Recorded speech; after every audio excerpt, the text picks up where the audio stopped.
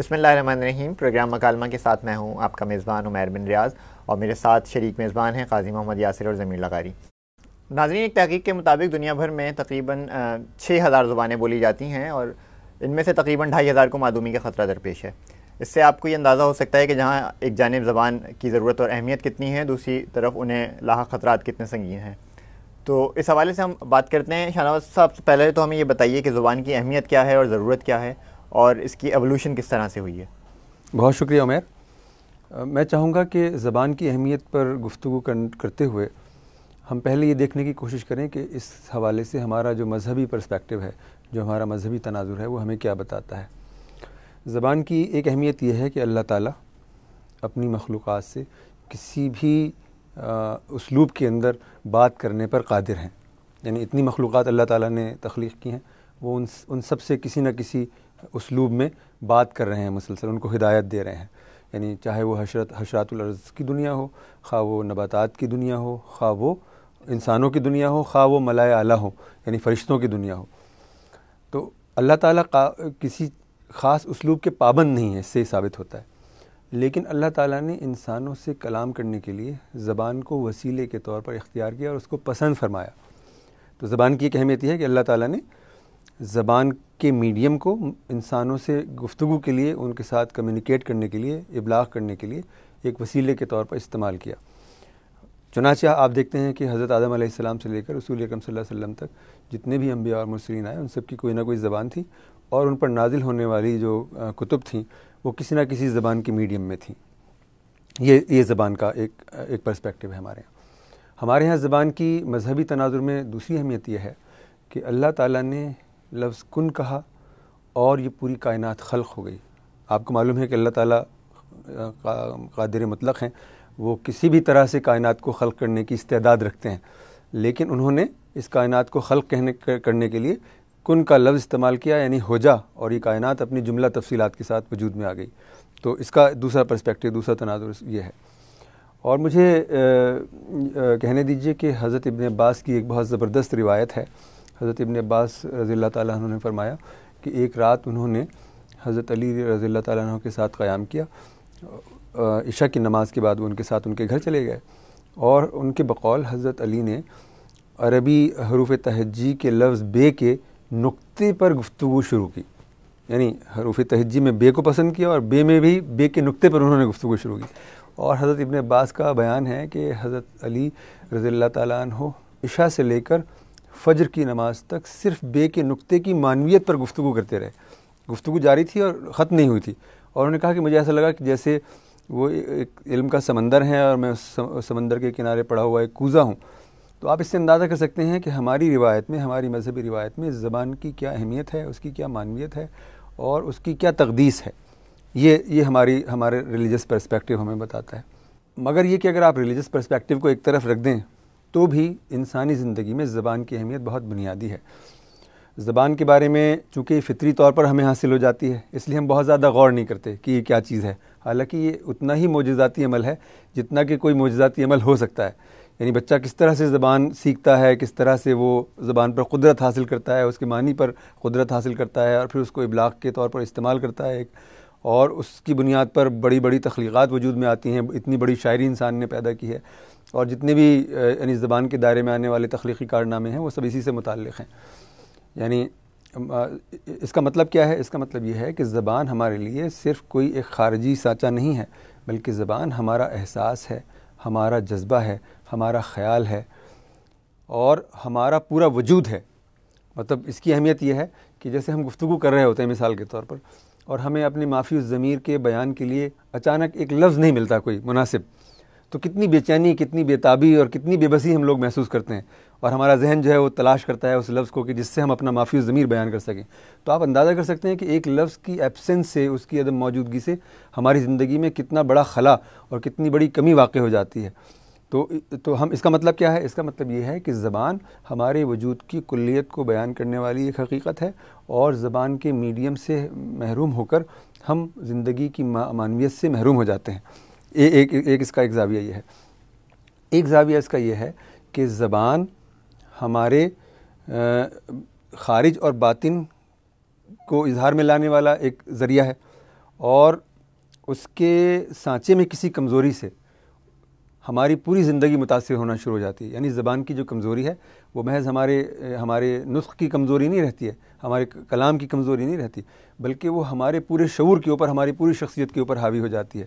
چنانچہ جب کوئی یہ کہتا ہے کہ زبان کا علم سکڑ رہا ہے, سمٹ رہا ہے, ہم سب جانتے ہیں کہ زبانیں مر رہی ہیں, تو زبانوں کا مرنا ایک بہت بری اطلاع ہے پوری انسانیت کے لیے. یعنی میں اب کسی خاص زبان کی بات نہیں کر رہا ہوں, میں لینگویج ایز سچ کی بات کر رہا ہوں, زبان فی نفسہ ہی کی بات کر رہا ہوں. تو زبان کا مرنا, جیسے کہ ابھی آپ نے کہا کہ 6000 زبانیں بولی جاتی تھیں, اس میں سے 2500 زبانیں جو ہیں, بہت ساری زبانیں معدوم ہو چکی ہیں اور بہت ساری زبانیں معدوم ہو رہی ہیں. اور یہ اندیشہ پیدا ہو گیا ہے کہ دنیا کے اندر شاید بہت ہی کم زبانیں رہ جائیں گی. تو جب کوئی ایک زبان مر جاتی ہے تو اس کے ساتھ جو صدیوں کا تجربہ ہوتا ہے, مطلب صدیوں کی علمی میراث ہوتی ہے, تخلیقی میراث ہوتی ہے, یعنی ایک خاص قوم کا ایک تجربہ ہوتا ہے, تاریخی تجربہ ہوتا ہے, وہ پورا کا پورا اس کے ساتھ مر جاتا ہے. اور انسانیت جو ہے وہ ایک بہت بڑی علم کی روایت سے اور تجربے کی بہت بڑی روایت سے مطلب وہ ہو جاتی ہے, محروم ہو جاتی ہے. تو زبان کی انسانی زندگی میں یہ سگنیفیکنس ہے. اور یہ کہنا کہ زبان کس طرح سے ایولیوٹ ہوئی, تو اس پر تو بہت زیادہ گفتگو کی گنجائش اس اعتبار سے نہیں ہے کہ ہمیں یہ نہیں معلوم ہے سرٹنلی کہ دنیا کی پہلی زبان کون سی تھی. عام خیال یہ ہے, یعنی اسلامی پرسپیکٹو میں اگر آپ بات کریں گے تو یہ سمجھا جاتا ہے کہ عربی جو ہے وہ تمام زبانوں کی ماں ہے اور باقی تمام زبانیں عربی سے ہی ایولیوٹ ہوئی ہیں. لیکن ابھی اس پر جس معنی میں ہم کہتے ہیں یعنی لسانی شہادت کوئی موجود نہیں ہے, محض یہ قیاس ہے, یہ کہا جا سکتا ہے. لیکن یہ ہم سب جانتے ہیں کہ جو بڑی زبانوں کی روایت ہے دراصل وہی بڑی علم کی روایت ہے, وہی بڑی تخلیق کی روایت ہے.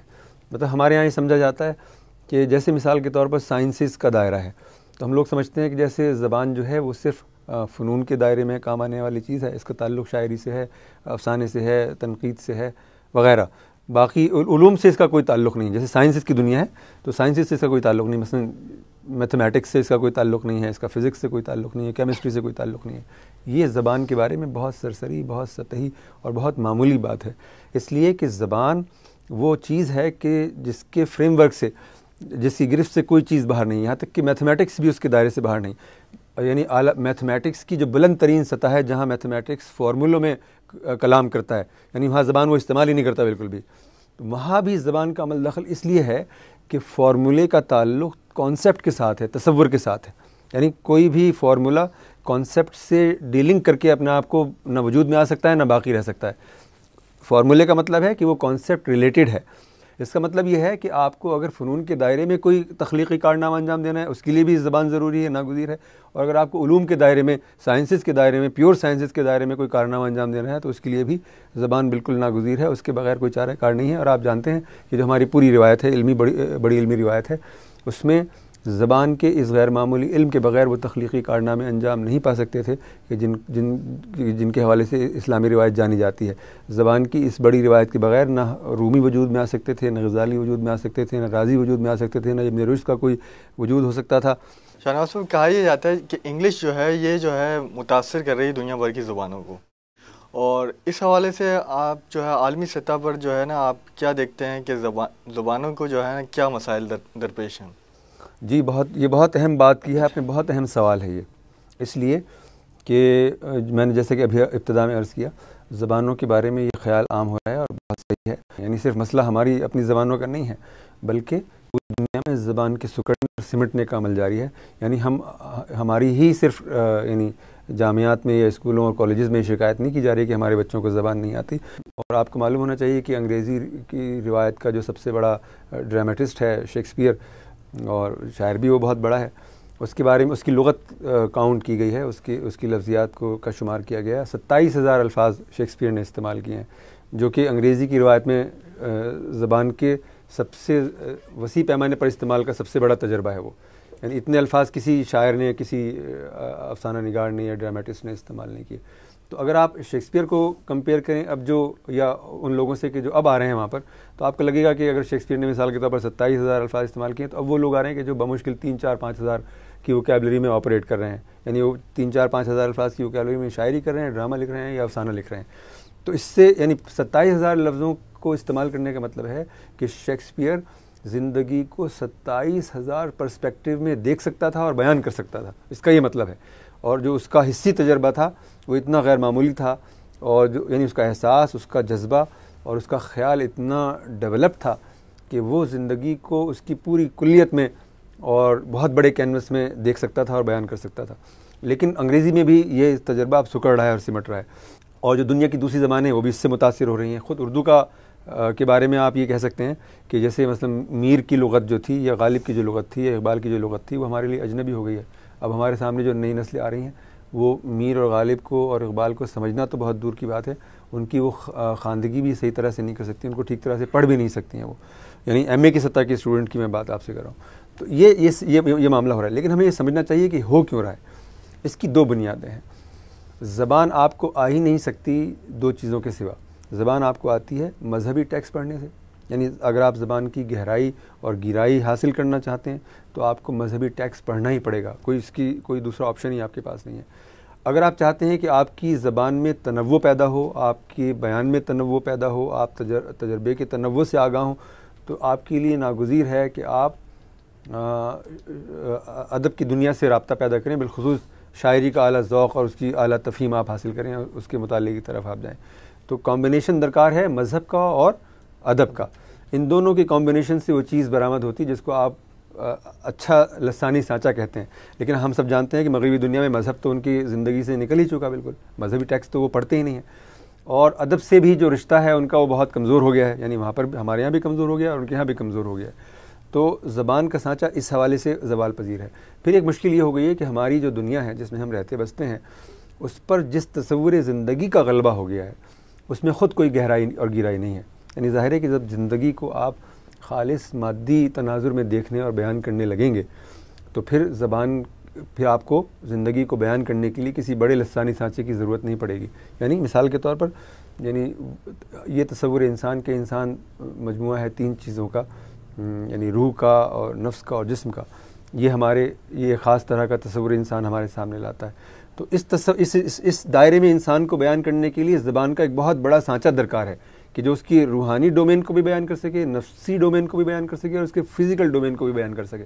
لیکن اگر آپ یہ دو درجے انسان کی زندگی سے خارج کر دیں اور آپ یہ کہنے لگیں کہ انسان کے اندر نہ روح پائی جاتی ہے نہ نفس پایا جاتا ہے، صرف وہ ایک جسم ہے، صرف ایک باڈی ہے، وہ فزیکل ریالٹی ہے، تو اس کا مطلب یہ ہے کہ آپ نے پورے تجربے کو، تصور کو بھی اور اس کے پورے تجربے کو بھی صرف جسمانی دائرے کے اندر محدود کر دیا ہے، اور پھر آپ کو کسی بڑے لسانی سانچے کی ضرورت ہی نہیں ہے. ایک مسئلہ اس کا یہ ہے.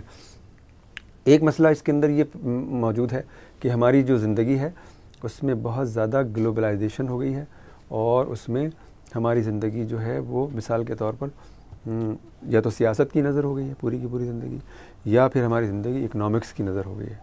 تو یہ دو چیزیں ہیں کہ جو ہماری زبان کے سانچے کو ڈومینیٹ کر رہی ہیں. یعنی یا تو ہماری زندگی سیاسی اصطلاحوں میں کلام کر رہی ہے یا معاشی اصطلاحوں میں کلام کر رہی ہے. چنانچہ ہمارے اخبارات، ہمارا لٹریچر انہی دو علوم کی لفظیات اور اصطلاحوں سے عبارت ہے.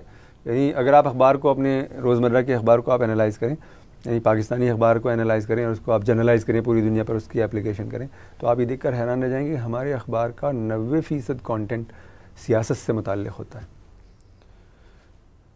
5-6% ایسا ہے کہ معاشیات سے متعلق ہے، 2-3% ایسا ہے کہ جو کھیل سے متعلق ہے، اور پھر 2-3% میں پوری زندگی بیان ہوتی ہے.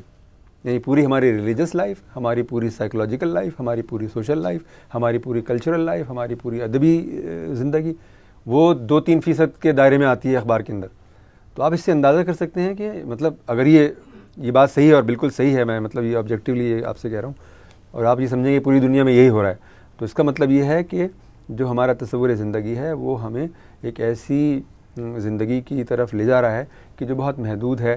یعنی ہم سمندر سے نکل کے اور گویا مطلب یعنی بالٹی یا ٹپ یا آپ کہہ لیجئے کہ چائے کپ کے برابر زندگی کی طرف نکل آئے ہیں. تو اس میں کسی بڑی زبان کی نہ ہمیں ضرورت ہے، نہ اس کا کوئی تقاضا موجود ہے ہمارے. ناظرین، یہاں ہم ایک وقفہ لیتے ہیں، وقفے کے بعد دوبارہ حاضر ہوں گے.